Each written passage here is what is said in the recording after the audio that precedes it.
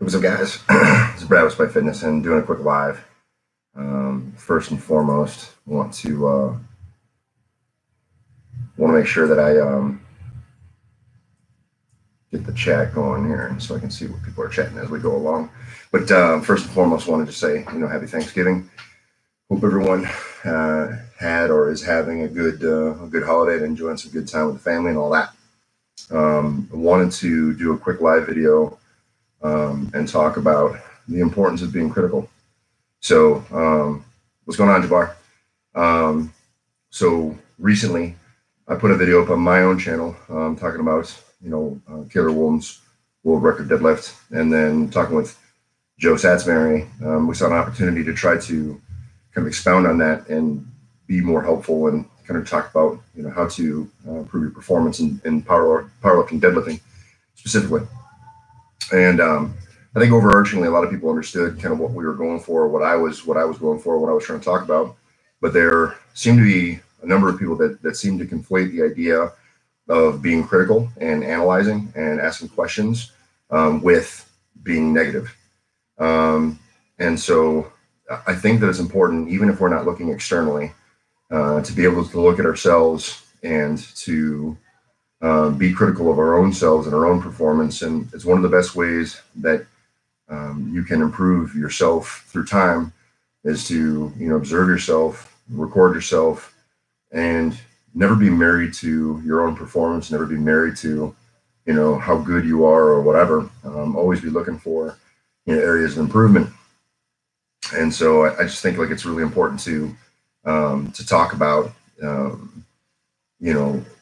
other people and be able to look at other lifts and other attempts and to analyze them and make assessments on it to be able to improve your performance. Because like in any other facet of life, where we can benefit a lot by looking at other people and the mistakes that they make and be able to learn from those mistakes before we ever have the opportunity to make them.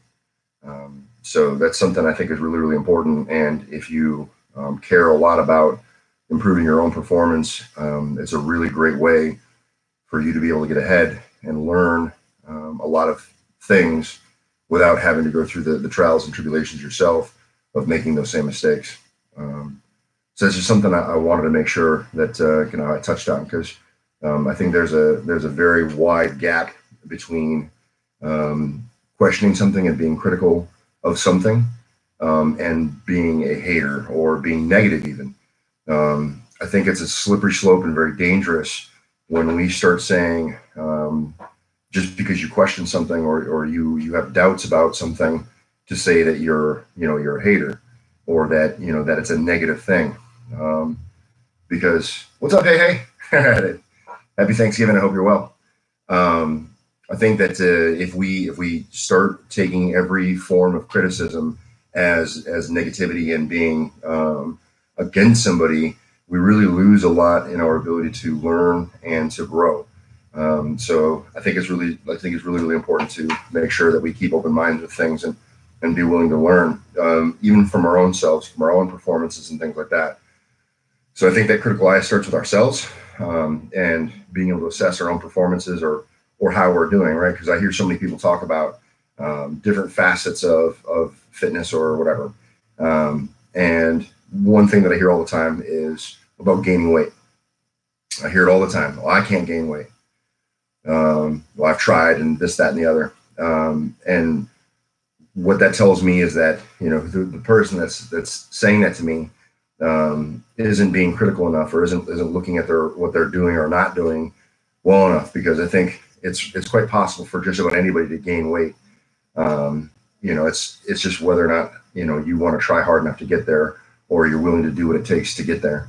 So I think that's an important thing to remember, especially if you want to move up and continue on, being successful in whatever facet, right? And that critical self look, as well as looking at other people. And like I said, my bottom line point is that just because you are critical of a performance or you're critical of something, or, you have some insight or feedback about something, it doesn't mean that you're being a negative person, or it doesn't mean that you're hating. It doesn't mean, any of those things. It just means that you're looking, you're assessing, you're asking questions, and you're looking for ways to be able to improve maybe not just yourself, but other people around you. So anyway, I think that's pretty much it. I just wanted to just encourage people to be critical, because I think too often, we try to stay with what's comfortable, right? And all the praise, and people being behind you, and people being super supportive of you, and just being happy with everything you do. Right on. Nice job, Devon. I think that when you stay comfortable and you're just wrapped up in everyone kind of praising you, you really lose a lot. And now that's not to say be negative and critical, or be critical just for critical sake. But I think being critical and being negative are very, very. There's a huge gap between those two things. And if you don't allow for some critical feedback, constructive critical feedback, then you absolutely narrow yourself in your ability to be able to grow. And that's not just in the fitness facet. That's like in everything in life, in whatever endeavor that you choose. The moment that you stop trying to learn is the moment you really stop growing. And I think that for anyone to kind of put their head in the sand and not be willing to accept, or at least hear out some critical feedback, as long as it's constructive, because like I said, there's a big difference between being constructive and being just negative.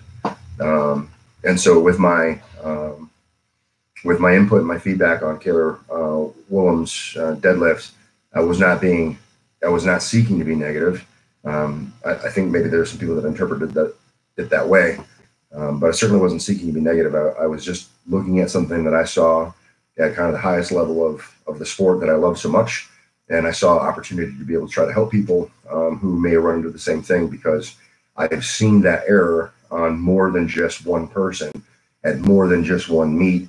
And I felt like, if it has the chance to even help just one person, it's worth it. So, yeah, I think that's pretty much it, unless anyone's got some questions or wants to jump in and talk about something else. But just wanted to say, happy Thanksgiving. And I hope that you're enjoying the time with family or whomever you're with, and being able to take a moment and just, enjoy the time. So, yeah, Scarecrow, something. Yeah, so I'll hang out for a minute, or for a little bit, just to see if anyone's got anything else on their minds, or if anyone else wants to hop in. I probably should be better about doing my lives and schedule them and let people know when I'm going to do them.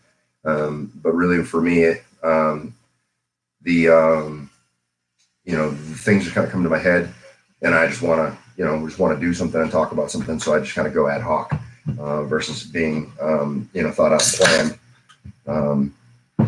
It's just kind of the way that I do things. Kind of circling around the idea of being critical. I think one of the best goals for 2020. Let me finish the thought and I'll get to the goals.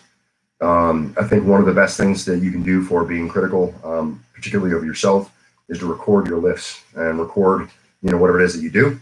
And then, be able to give you that feedback, because a lot of times our bodies will lie to us. And I think anyone that watches this will know that feeling of, you go to the gym and either the weight feels slow and sluggish and terrible, or maybe you think it feels great.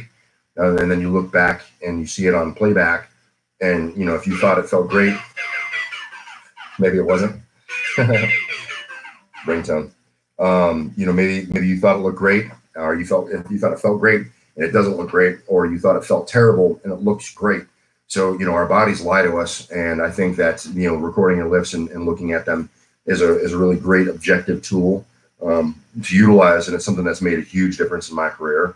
And you have to be able to be honest with yourself in that critical eye to see where you're messing things up, so that you can prescribe the correct methods to be able to correct whatever that issue is, whether that's some accessory training or mobility work or whatever it takes for you to overcome the issue that you have. So Scarecrow was asking me what I have goals for 2020.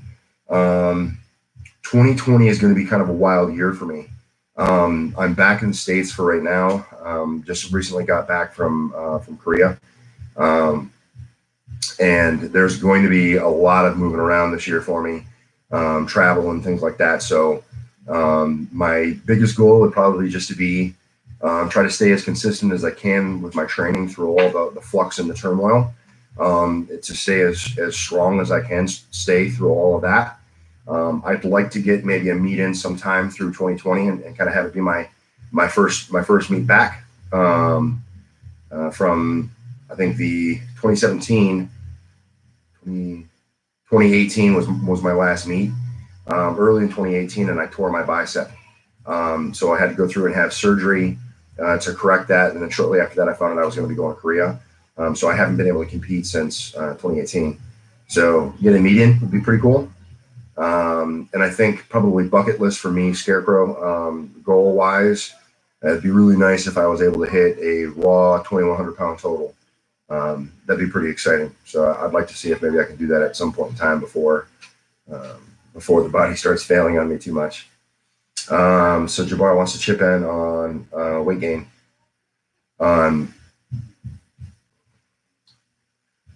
Asked if I've ever struggled with my weight up.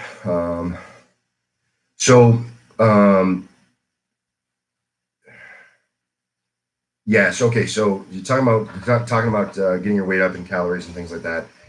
So really, the way that I look at it is, I've never had any issues getting my body weight up or where I want it to be, because I either take in or cut out enough to lose or to gain whatever it is that I'm looking to do. I think the number one mistake that most people make in terms of trying to gain weight is they limit themselves on the calories that they take. So, they're more concerned with trying to take in, what they consider, quote unquote, clean calories or something like that. And they limit their caloric intake more than they need to. In the long run, a calorie is a calorie is a calorie. There is, if you get down to the minutia of it, there is more of a nuanced answer to that. But I think for the average person that's trying to gain weight, the biggest thing is to gain the weight that you want to gain, and then cut down to the body composition that you want. Most people, they're afraid to do what it takes to gain the weight. So, maybe the answer might be for you to, start eating a chocolate bar or two with every meal. So that chocolate bar is really easy because you can just pop it in your mouth, it'll melt and just kind of run down your throat. It doesn't take a lot of work. It doesn't take a lot of energy. And it's a lot of calories that you can take in pretty easily. Hey guys, sorry, family's going crazy. So the extra calories that you can get that way is very valuable. So if you look at gain the weight, right? So I would so much rather put on 10 pounds of fat for 2 or 3 pounds of muscle, because the process of gaining weight, the process of building muscle is, good quality muscle. The process of building good quality muscle is a very exhaustive and difficult process in the body. You're going to gain fat when you do this. I think the pitfall that most people fall into is that they don't want to gain any fat. So they want to bulk up and get muscle, but they don't want to gain any fat. Fat's just going to be part of the game that you're going to have to deal with. But fat's ultimately pretty easy to lose. So any day of the week, I would absolutely be willing to put on, 10 pounds of fat for 3 pounds of muscle. Because like I said, once you get that good quality, 3 pounds of muscle, you can go through and cut it and refine it and, body comp the way that you want to body comp on the backside of it versus, this one step forward, one step back method that I think most people kind of fall into.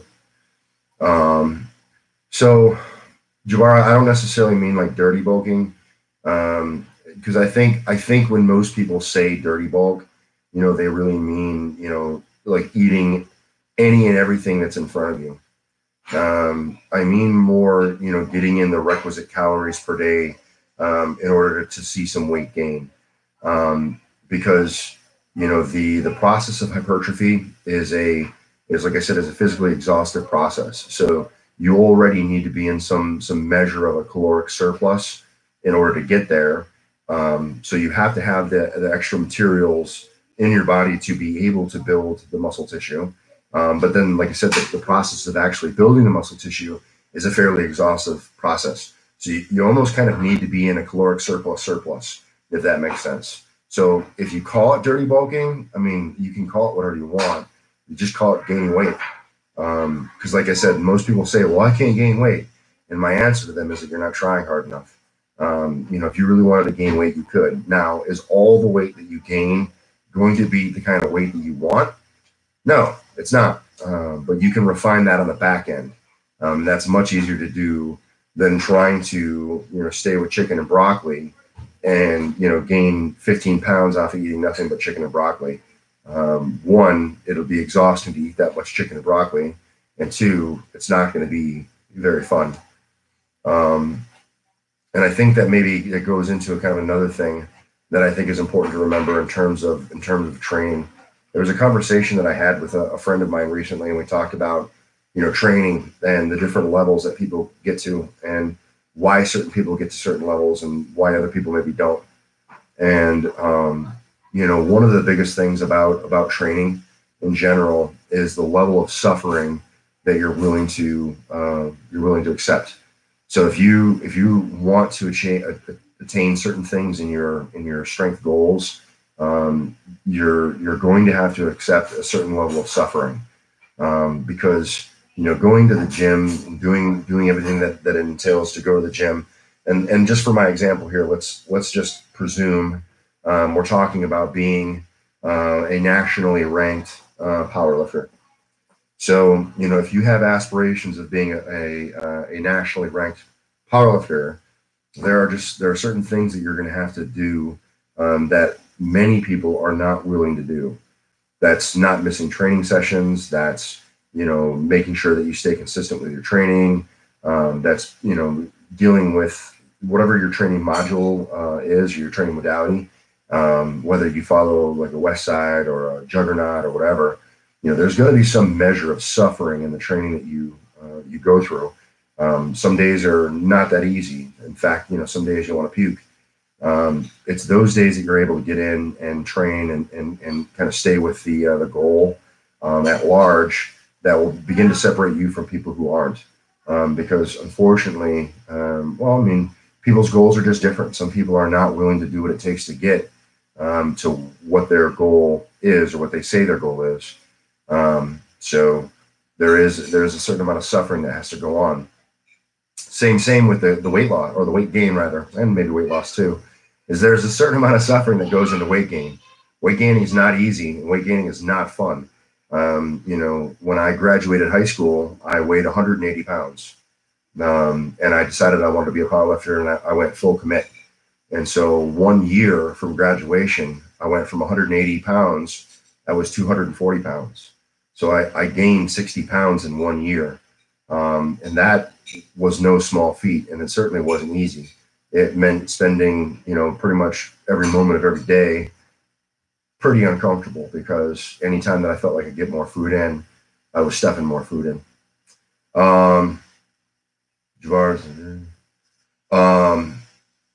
So I think, Javar, in terms of the weight gain, maybe more specific to you, if you want to be a little bit more calculated about it, I would take a look at what you're taking in now, right? So if you look at an average day of eating for you, whatever that might be, I would maybe just kind of loosely try to add up however many calories that is for a day.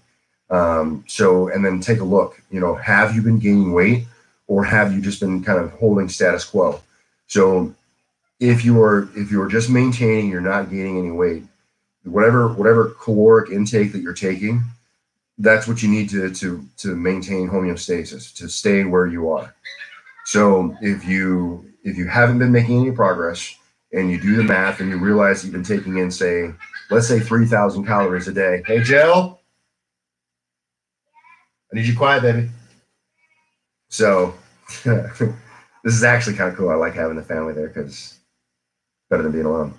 But anyway, so if you take a look at your caloric intake, and you say you've been taking in, let's just say 3,000 calories, but you haven't been gaining any weight.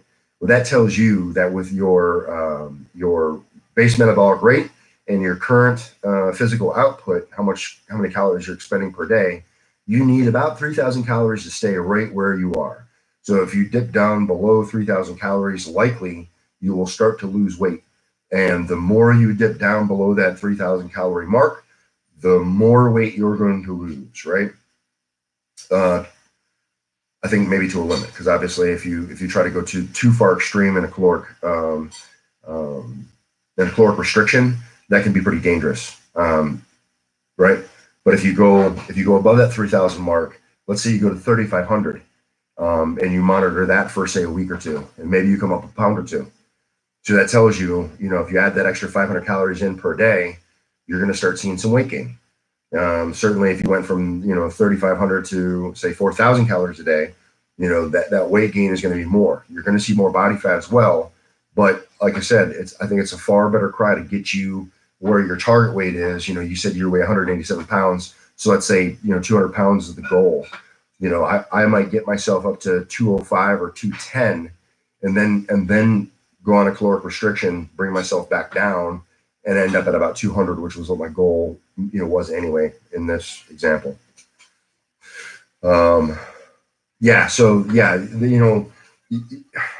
in order to get anywhere, you kind of have to know where you are, right? So like no different than trying to navigate yourself around in a city.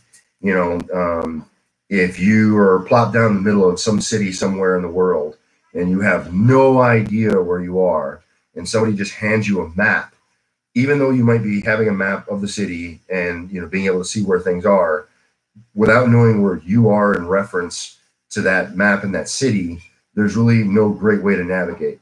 Same, if you're looking to try to gain weight and you have no idea how many calories you typically take in on a daily basis, then you're just leaving it all up in the air about what it's going to take to gain weight. And that might be one of your biggest problems in terms of trying to gain weight, is because how can you get yourself somewhere new if you don't even know where you are right now? So I would take a journal. I would take maybe the next week without making any major changes for your diet and how you currently do things, and write down all those things that you eat. And that's solids, that's liquids, that's everything, right? Because there's calories in drinks, there's calories in condiments, there's calories in pretty much everything, right? So aside from water, you want to be making sure that you're looking at the caloric value for everything that you're consuming on a day-to-day basis. Do that for say a week or two, and then you figure out kind of generally what your average is. So then you can understand, hey, if my average is about 3,000 calories and I'm really having a hard time gaining weight, then you know that you're going to need to increase your caloric intake in order to see any positive trend on the weight gain. Yeah, and I think that's good, man. So like, adding the meals in is great. That's certainly what you have to do. And if you want to gain weight, you're going to have to take in more than what you've been taking. Our bodies look to get ourselves to a natural point of homeostasis. It wants to be where it is. So your body is going to resist you losing weight, and your body is going to resist you gaining weight. The thing is that if you stay consistent for a long enough period of time, you'll reset your body's natural idea of what homeostasis is, and that becomes your new weight. So, case in point for me, I'm at about 300 pounds right now. And so whether I eat heavily through a week or even 2 weeks or not, my body generally stays right about 300 pounds. So I don't try very hard to lose any weight, and I don't try very hard to gain any weight, and I tend to stay right where I'm at. But I wasn't always where I am. There was a point where I was 180 pounds. There was a point where I was, 240 pounds. There was a point where I was 260, so on and so forth. And I've just slowly moved the bar up throughout, really throughout my life. And now where I am, this is what my body considers normal. Now, certainly if I wanted to dip back down or I wanted to go up, I could. My biggest constraint is being in the Army, and having to maintain Army standards. So there's only so big that I can afford to get, where I can still fit within those constraints. Does that answer your questions, or does that help you in any way, give you some insight? Yeah, Scarecrow, I do have some time to talk about recovery. What specifically do you have in mind? I think whiskey's good recovery. Pretty good. Cool, Jabbar. Yeah, I'd say, like I said, take a week or two, write down your stuff, so you can track what your normal is without all the extra added stuff that you've been doing, just kind of normal, and then figure out from there, maybe whatever normal is. Start with a 500 calorie bump daily, 500 calorie bump, and see what that does for you after 2 weeks. If you're not getting much out of that, another 500 calories, and then just keep bumping it up until you start to see the scale trending the direction that you'd like it to go. All right, so Scarecrow, what specifically you're looking for in terms of recovery, or what do you want to talk about? There's a lot of stuff that is out there. There's a lot of people that talk about different things. All right, post-workout foam rolling icing. Balms, etc.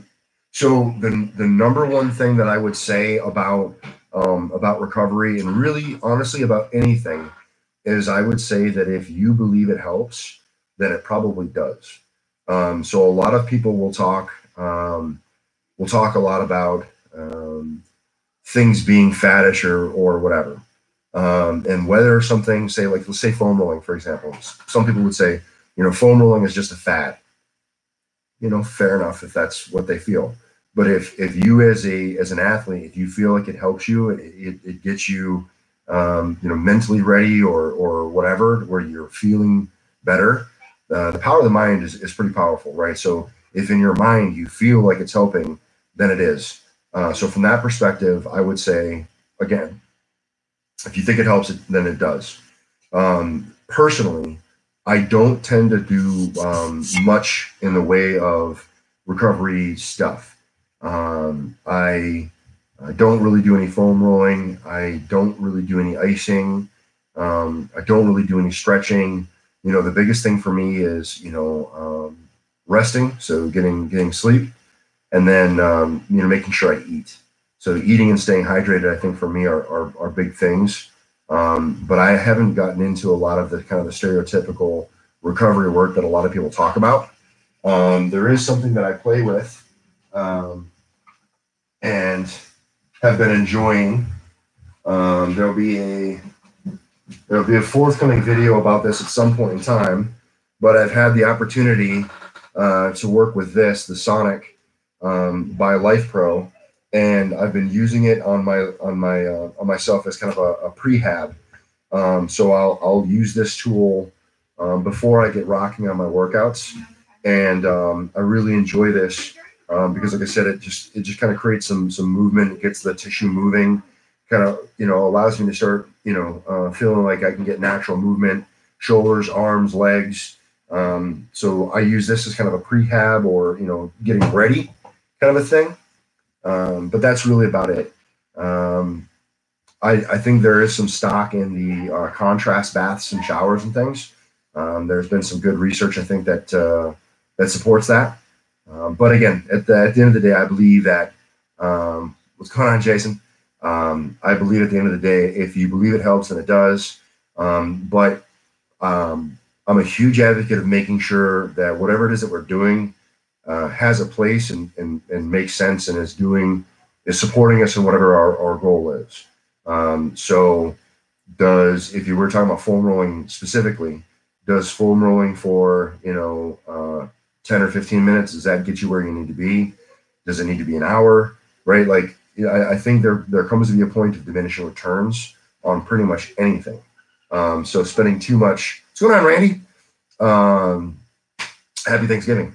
I think putting too much time and attention on any one thing other than like the training, I think can be detrimental when taken too far. So whatever modality that you choose in terms of the recovery stuff, yeah, I think that there's probably some good place for it, but I don't do a lot of it myself because I don't really feel like I need to.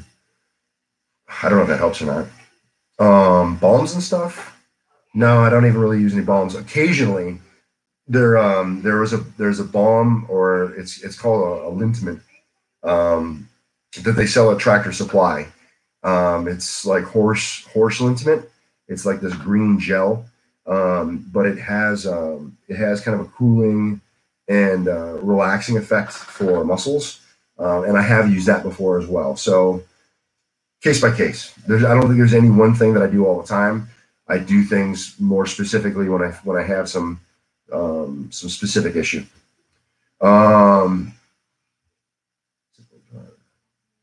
Yeah, Jabbar, same deal. Like I said, you spend 20 minutes on the massage tool. If you feel like it helps and if it feels like it makes a difference for you, then by all means. For me and my stuff, like, this isn't something that I use maybe every single day. but I definitely use it from time to time. And I enjoy it as an additive to my kit bag. Oh, congratulations on the PR, Jabbar. Yeah, no problem, Scarecrow. I don't mean to be negative about um, the recovery stuff. I feel like there's part of the thing that catches me is a lot of people are like super religious about their recovery, right? Like, so it becomes almost like a I don't know, like a mental hang up for them. Like they gotta foam roll for exactly 35 minutes and whatever. And again, if it's their pattern and mentally they feel like it helps, that's cool. But generally speaking, as from where I am in my point in life, I don't have that much time to just dedicate to something like that necessarily. I got other stuff going on. Yeah, talisman. Yeah, people treat it like a talisman.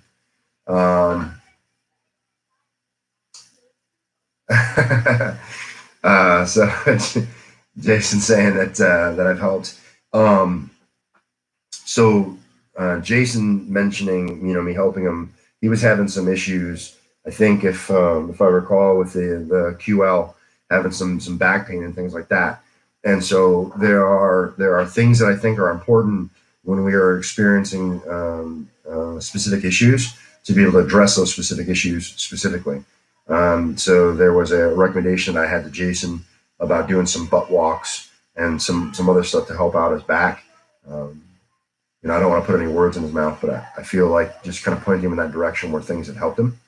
And I think that's helpful. But I don't think that it's necessarily helpful to think that you're going to do those things all the time for the rest of your life. I honestly, my attention span's too short for that. Maybe other people could do that and sustain it, but I don't have that kind of attention span. I'm only going to do something long enough where I feel like it helps me and kind of gets me back on the right track, and then and then there we go. There is some cool stuff that comes out of like Kabuki, Chris Duffin and stuff. They're talking about foot position and things like that, and so I think there definitely is some merit to learning about motion and how your body moves, because how you perform movements, I think, has a great impact on the rest of the chain. And so Chris Duffin talks a lot about foot and foot health and foot placement, and I think it's really valuable, that kind of stuff, and that might be things that I would take time and attention to, pay attention to and learn and to kind of develop into my process. Because like I said, your body really is a chain. So if you're having problems lower in the chain, you're going to have problems through the rest of the chain. So I think some of that stuff is pretty cool too. So that might be something that I would spend more time and energy ingraining into my own practices. Yeah. All right. So what else? You guys have any other questions? If there's anything else that you guys want to talk about on this wonderful Thanksgiving evening, I'm willing to chat with you guys or answer any questions that you have at the moment. For those of you that are here, if you caught the first part of it, kind of talking about the critical and looking at things and analyzing, does that point make sense? Does that ring true for you guys?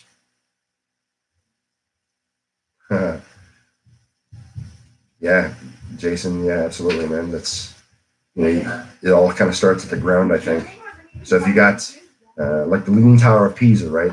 It's fallen over. Stems from having bad foundation. I think that we in a lot of ways are very similar. If you have bad foundation, it can cause problems the rest of the way up the structure.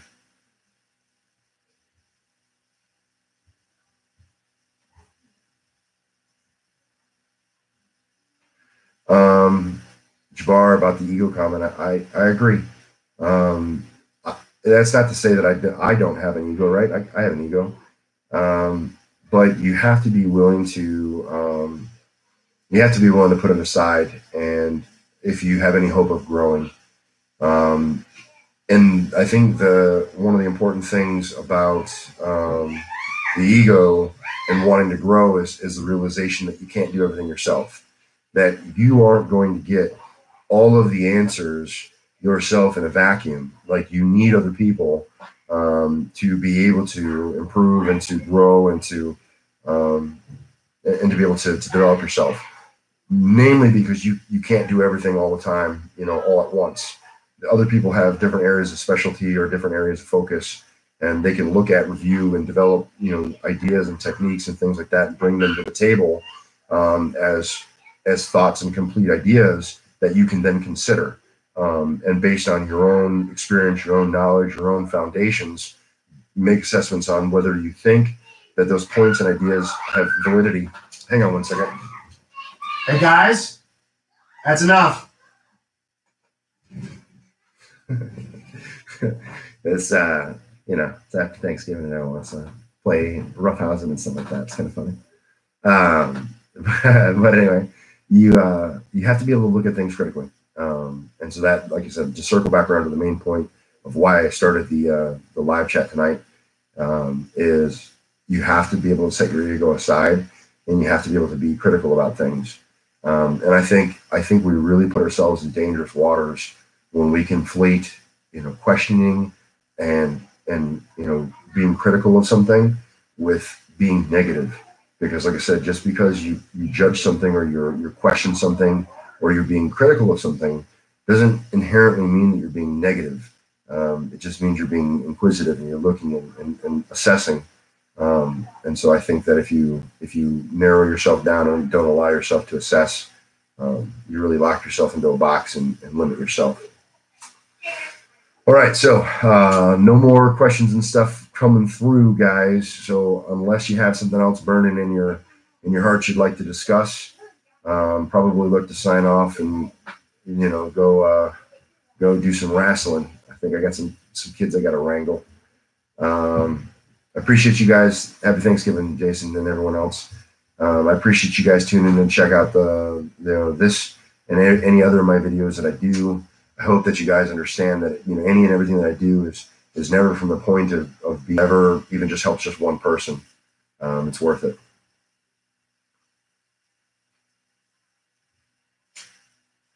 Cool. Thanks, Jabbar. Appreciate it. And thank you, Scarecrow. Glad to be back in the States as well. I got some kids I'm gonna go roughhouse with. Hope you guys have a good evening. See you in the next one. Peace.